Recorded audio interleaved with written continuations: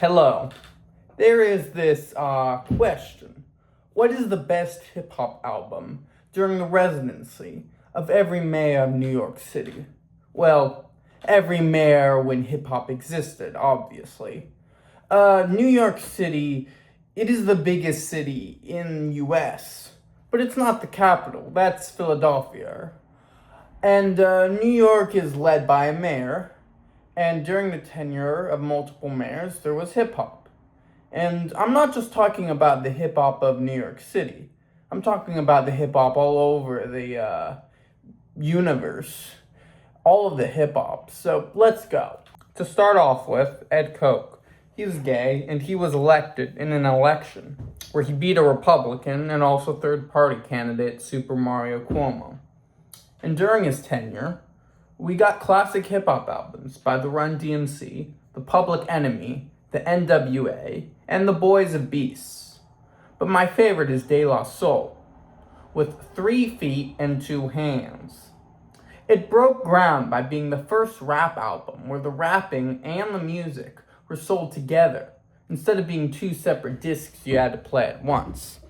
This revolutionized rap by saving people money.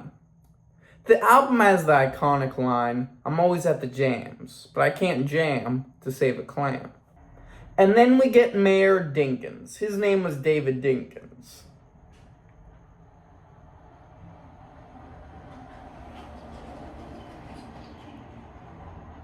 He was mayor from 1990 to 1993. During this time, there was only one hip-hop group, and they were called A Tribe Called Quest. And they released their seminal album, A Quest Called Tribe. This album is praised because it samples every song ever, and it was the first album to be about the real world. Before this, every hip-hop album was about a fictional place called Hip Hoplandia, but the Tribe changed that. Instead of rapping about the dragons which live in Hip Hoplandia, their music takes us to real places like the park, the beach, and even New York itself. This album of theirs has the iconic line, "Can I kick it? No, I cannot kick it. By the way, I'm at the park." The next mayor was Rudy Giuliani. He was called that because he was rude. His tenure lasted during the 90s, which was an amazing time for rap. It had Tupac and his lover Biggie. Tupac was small, but Biggie was big. There was also the Root Vegetables, mostly deaf and mostly deep, all of whom made deep and intelligent music that discussed themes such as the city. However, no one knew the city better than Nas, and he showed that with his album, Illmatic by Nas. That album has the famous line, "I never die because death is the cousin of sleep." However, while I like it the most, it's not the best album from the 90s. That award goes to the album Liquids by Ryza. This album combines rapping with tongue noises and teeth clattering to create a truly mouthy experience. The best line is, "The Shogun sent his ninja spies to our house. They were supposed to kill my father, but they didn't." However, the worst line is, "I will tell my son, life is our pool of sin and women with wicked minds who build picket signs to legalize abortion." Then in 2001, there was this terrible, tragic event called 9/11, and it killed him. It killed Rudy Giuliani. He got killed by it. Goodbye. Then we got Mayor Bloomberg, the mayor of the 2000s. This time saw the arrival of rapper Jayz, who made music about how cool he was, as well as Danger Manger, who also made albums about how cool Jayz was. And it also saw the arrival of Common, whose music was about the coolness of all of humanity. However, my favorite act from the 2000s was Mr. Doom, but he didn't make any albums, so we'll ignore him. My second favorite act from the 2000s was Outkast, and they had so many albums, but their best album is 4 Eels. An album so long, it takes 4 eels to listen to it. But that's not actually my favorite hip hop album from the 2000s. My favorite is DJ Shadow with Introducing. The first album with no one rapping. It is 100% silence. And I love that. In the years to come, many other artists would make silent music, like the Avalanche, their album That Boy Needs Therapy, and Jay Jarbase with his work Modal Donuts. However, none would quite reach the euphoric heights of Introducing. There was also Demon Days by Gorillaz, but that's not really like a hip hop album. It just has hip hop on it, so whatever.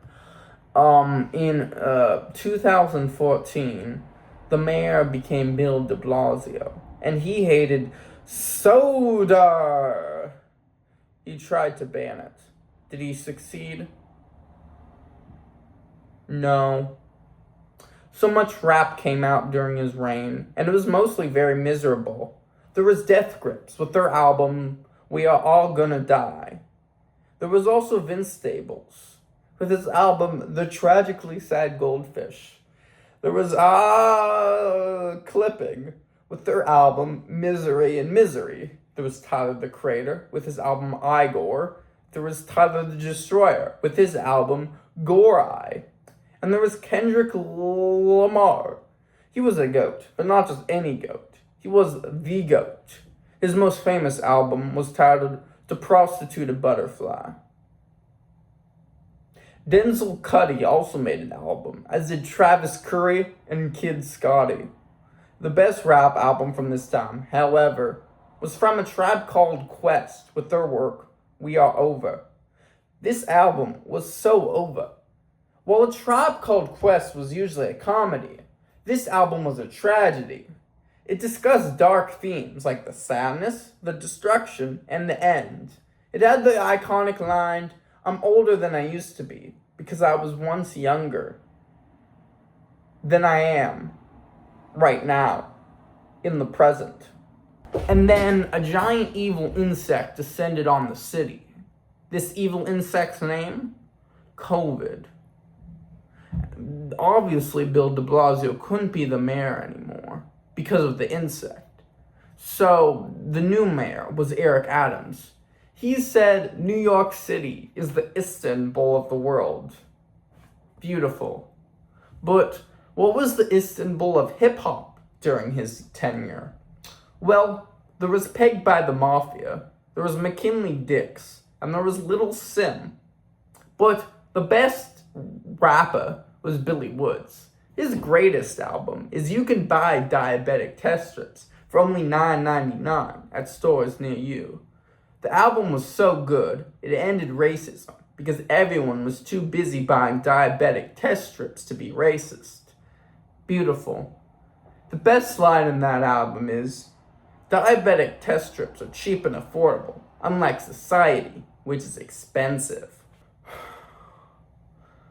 But no one liked Eric Adams, so they replaced him with Zoran Mamdani, who was always smiling. He's still the mayor of New York, so the best hip-hop album during his tenure may not have come out yet, but it also may have come out. So far, my favorite hip-hop album from his reign is Genesis Owusu with his album Never Come to My House Again, You Horrible, Horrible Woman. The whole record is just him reading the dictionary. My favorite line is Smorgasbord, a buffet offering a variety of hot and cold meals.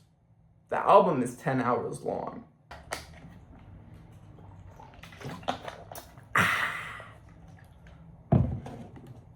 And that, my friends, is some of hip-hop.